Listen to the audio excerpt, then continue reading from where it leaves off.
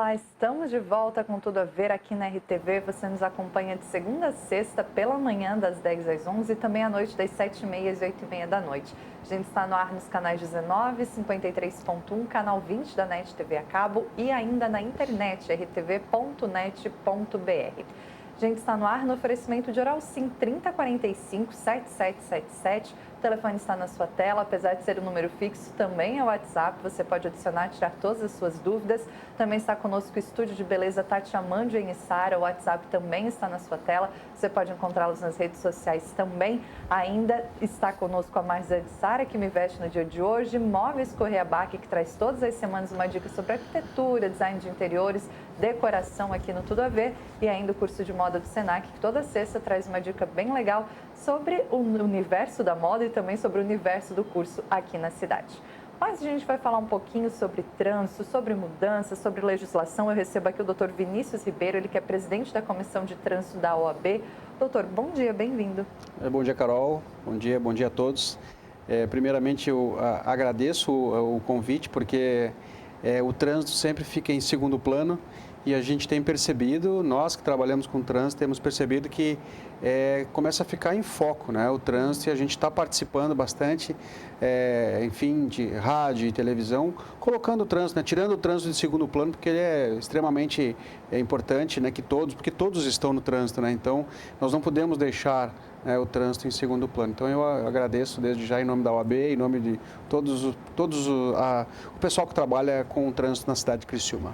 Pois é, o trânsito está cada vez mais em evidência, né, doutor, o trânsito.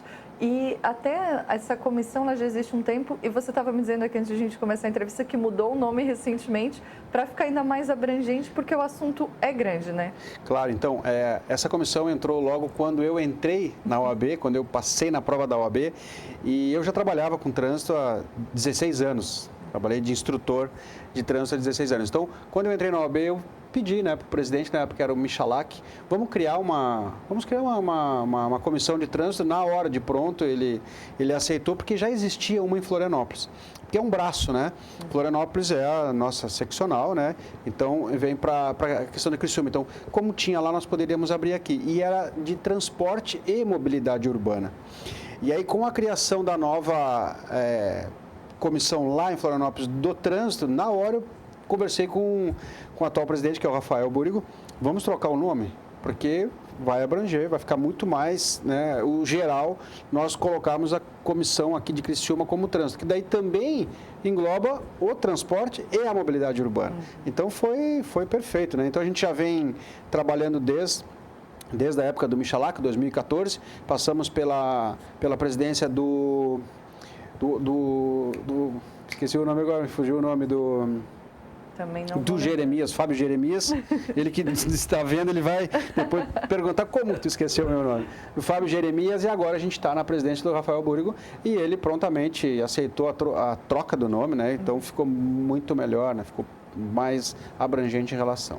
Pois é, doutor, e a gente fala em trânsito, às vezes a gente pensa só na estrada, quando a gente fala, eu peguei o maior trânsito, pensa num congestionamento, mas como o senhor disse ainda há pouco, ele abrange todo mundo. É o pedestre, é o motorista, é o ciclista, é aquela pessoa que está trabalhando, né, transportando uma carga, e é muita gente envolvida, e a gente às vezes não respeita as leis, a gente tem muitas leis, eu considero dessa forma, mas a gente não consegue, às vezes, respeitar as leis ou entender muito essas leis. E, apesar disso tudo, tem muita coisa nova surgindo também.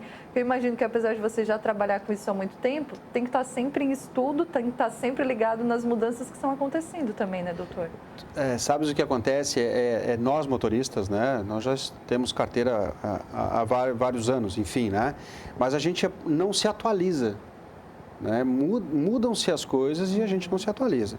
Houveram várias regras em relação à questão de habilitação que as pessoas ainda ficam na dúvida, elas perguntam se isso é verdade e se isso não é.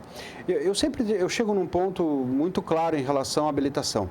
Enquanto nós não começarmos a fazer um trabalho com as crianças, nós não vamos conseguir mudar a mentalidade do trânsito.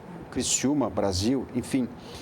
Até esse dia, nós estamos na Semana do Trânsito, né? No fim, acabou ontem, né? Mas hoje ainda tem evento, a gente continua trabalhando nessa Semana do Trânsito. E eu estava numa escola, tinha em torno de 250 crianças, mais ou menos, né? Eu estava fazendo uma palestra e eu fiz uma pergunta para elas. Quem de vocês usa o cinto no banco traseiro? 15 levantaram a mão.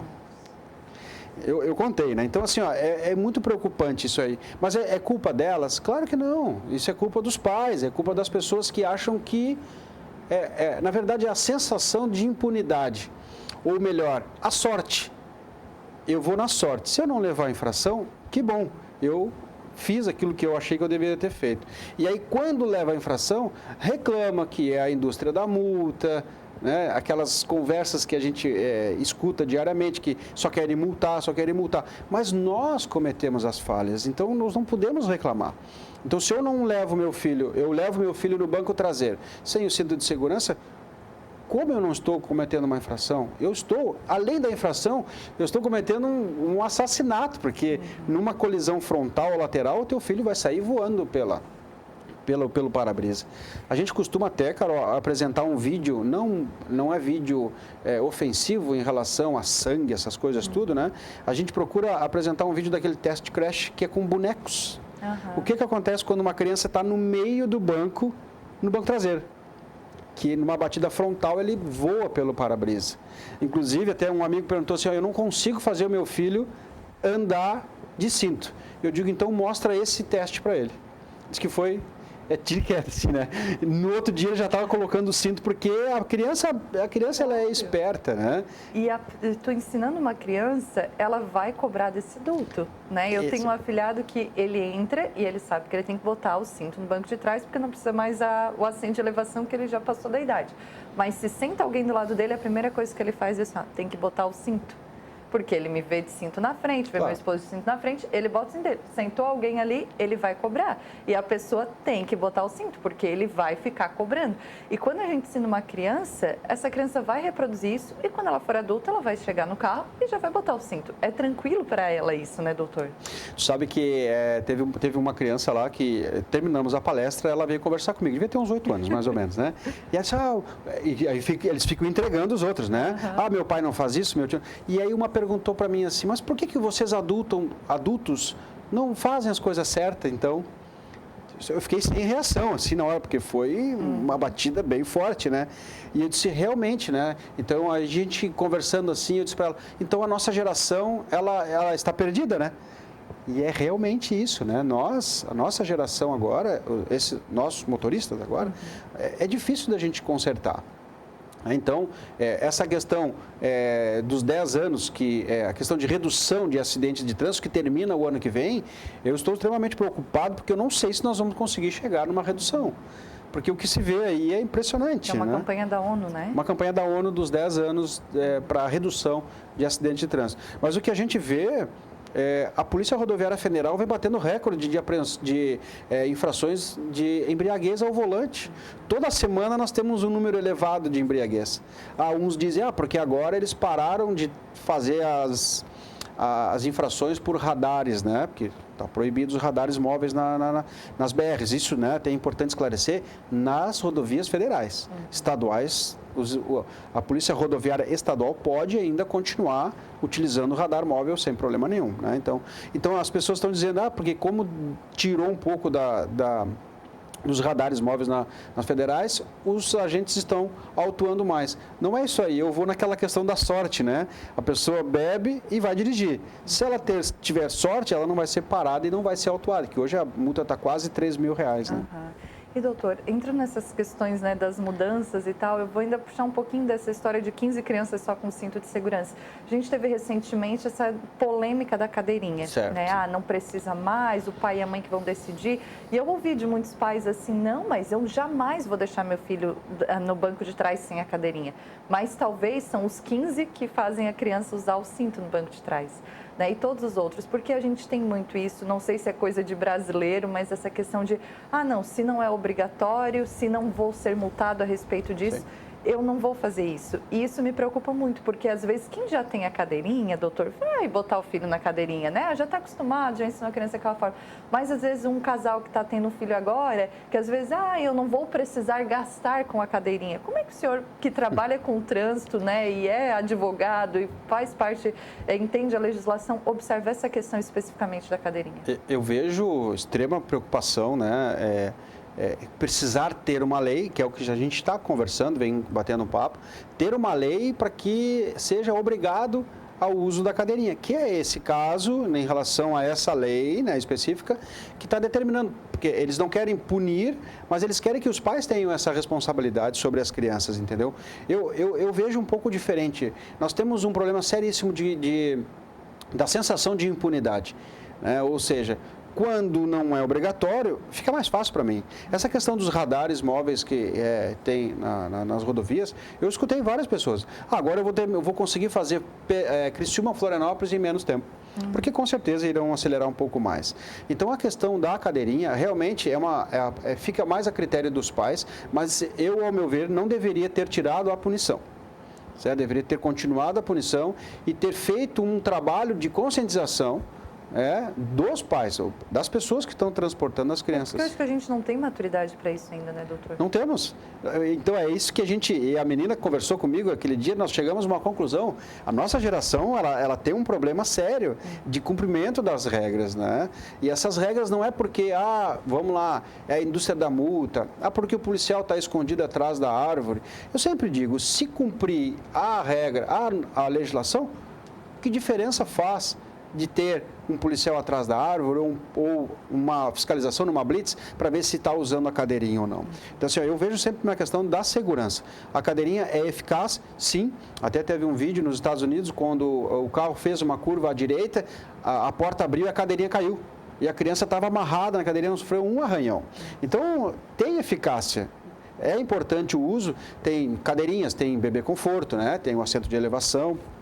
E também lembrando que a criança só pode ir no banco da frente depois dos 10 anos de idade. Quando eu era criança, doutor, e eu tenho 27 anos, e eu lembro que tinha uma campanha, que eu acho que era do governo federal, ensinando regras de trânsito. E era um professor, ele usava um jaleco num quadro, e ele dizia com quantos anos que a criança pode ir no banco da frente? 10. Eu lembro que eu esperava fazer 10 para andar no banco da frente. Que ele parava, às vezes, as pessoas na rua, né? Claro, toda uma situação criada, mas com o capacete no cotovelo. E ele dizia, capacete não é cotoveleira, capacete se põe na cabeça e tal. E eu lembro que eu cresci com aquela informação. E hoje me preocupa que a gente vive num momento do Brasil que as crianças não estão vendo nenhum tipo de campanha como essa. E pelo contrário, a gente está vendo vários adultos comemorando que não tem radar, que a cadeirinha eu decido o que eu faço com meu filho, não o presidente do país ou não o policial.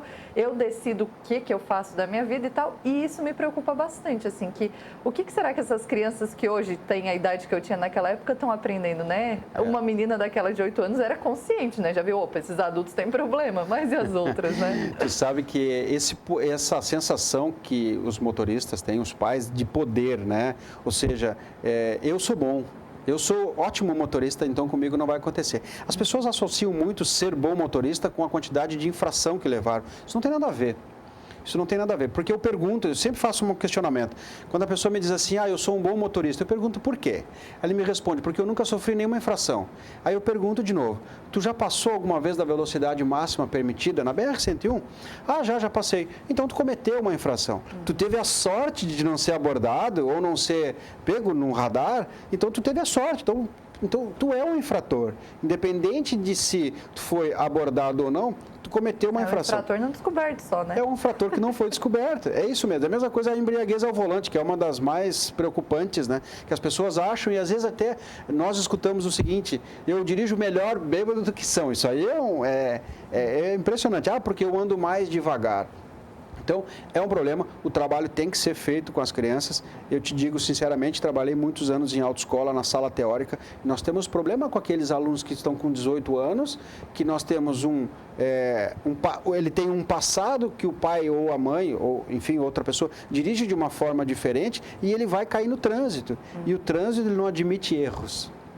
Certo? E aí ele tem que se adequar ao trânsito. E eu sempre pergunto, quem de nós, né, faz a parada numa placa de parada obrigatória? Então, é uma questão cultural. Nós temos um problema muito sério na questão cultural. A gente só vai conseguir ter um trânsito muito mais seguro, humanizado, se começar a trabalhar com as crianças. As autoescolas estão aí, né, Carol? Elas estão tentando fazer um trabalho para que as regras sejam cumpridas, porque quando o aluno, o candidato, vai para a prova de direção veicular, ele tem que cumprir uma regra. Só que depois ele sai dali e ele tem que se adequar ao trânsito, que é o nosso, né? O que a gente vive hoje em dia. Daí, doutora, eu vou entrar em uma outra polêmica, que é muito recente, que é a questão da diminuição do número de horas, do número de aulas nas autoescolas para quem vai tirar carteira. A gente tinha 25 e agora são 20, se eu não me engano, né? Isso. Então, foi através de uma resolução que entrou, faz uns 15 dias que está em vigor a nova regra. Eram 25 aulas práticas para carro, isso na primeira habilitação, e 5 aulas noturnas, porque eles consideravam como 20%. Da quantidade de aulas mínimas de aula, teria que fazer 5 aulas noturnas. E aí, com a questão de alguma pressão, né, bem na verdade, né, até porque o tempo de término de uma habilitação, às vezes ela ia até 6 meses, 7 meses. Então, diminuindo essa questão de aula, a intenção era o quê? Diminuir o tempo, né, de tirar a carteira de habilitação. Eu encaro um problema, eu encaro com certa... Né, a gente vai aguardar ainda, porque vai sobrar esse problema para os instrutores, que terão que, em menos 5 aulas, preparar um aluno para estar no trânsito.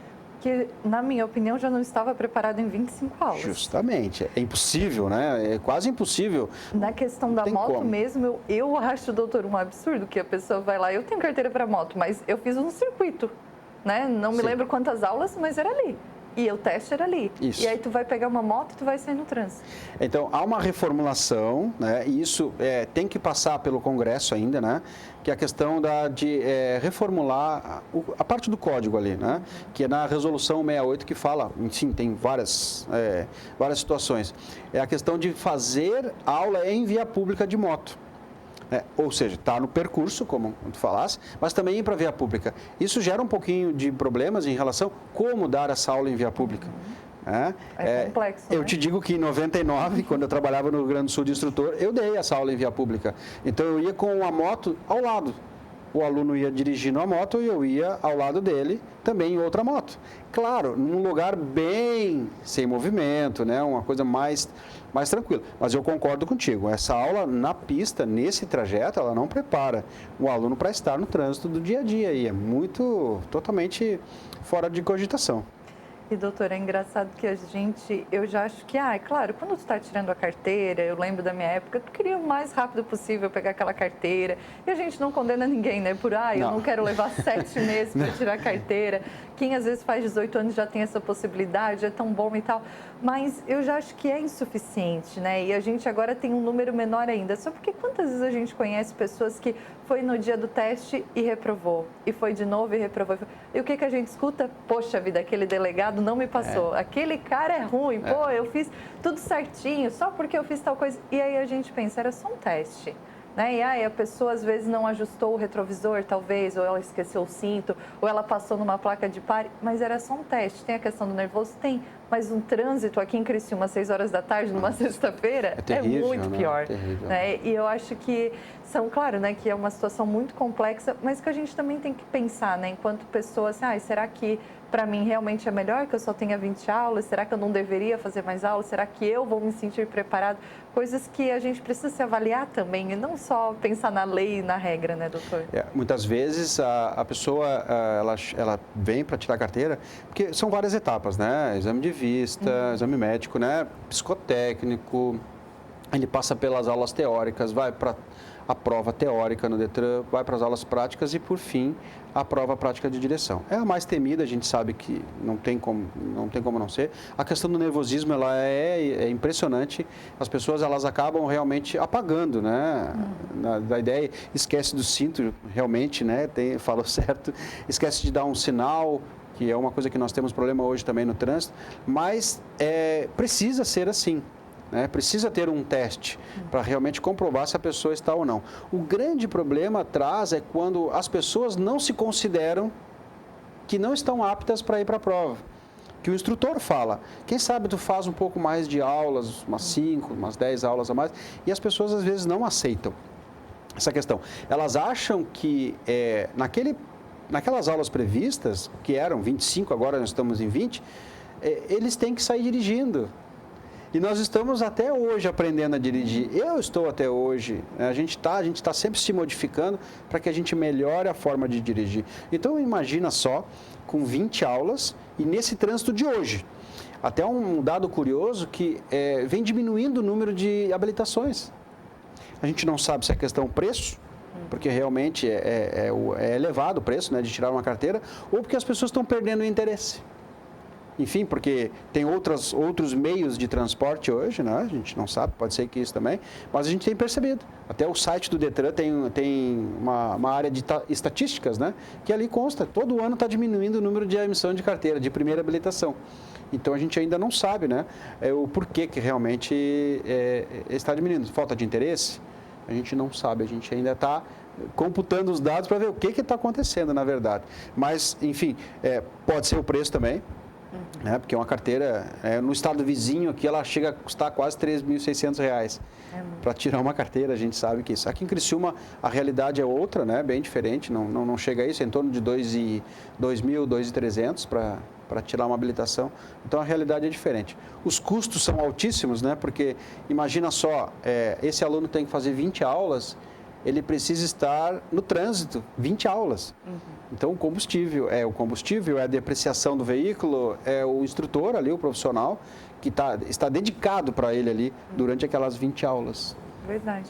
E, doutor, só para deixar claro para quem está nos assistindo, uma pessoa que vai dar entrada no processo de habilitação hoje, né? Vou hoje à tarde começar esse processo. Ela vai fazer 20 aulas. Agora sim, ela já entra no processo novo, até inclusive os processos antigos, né? O Detran acabou não emitindo uma portaria, então a resolução acabou retroagindo a data dela, né? Ou seja, essa obrigatoriedade de ser, essa diminuição para 20 aulas já está valendo agora, até para os alunos que já estavam em andamento. Quem já tinha feito, por exemplo, 5 vai fazer só mais 15. Vai fazer mais 15. E aí diminuiu a questão das aulas noturnas, né? Que era o que trancava a pauta, a agenda do CFC, que demorava às vezes 7 meses, 6 meses. De 5 aulas passou apenas para uma aula noturna.